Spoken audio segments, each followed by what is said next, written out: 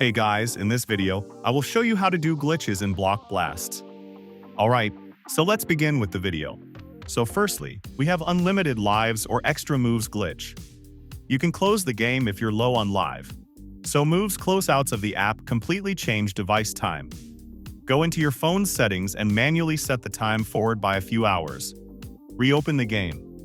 This can sometimes trick the game into thinking that time has passed, revealing your lives or adding moves. Also important notes for you guys.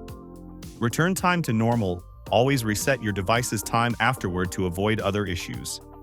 Also, of course, just like everything and in other games, there is a risk of patch for these glitches, so they can be patched soon.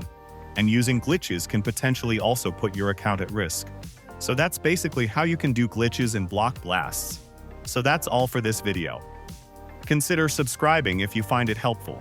And I'll catch you in the next one. Thanks.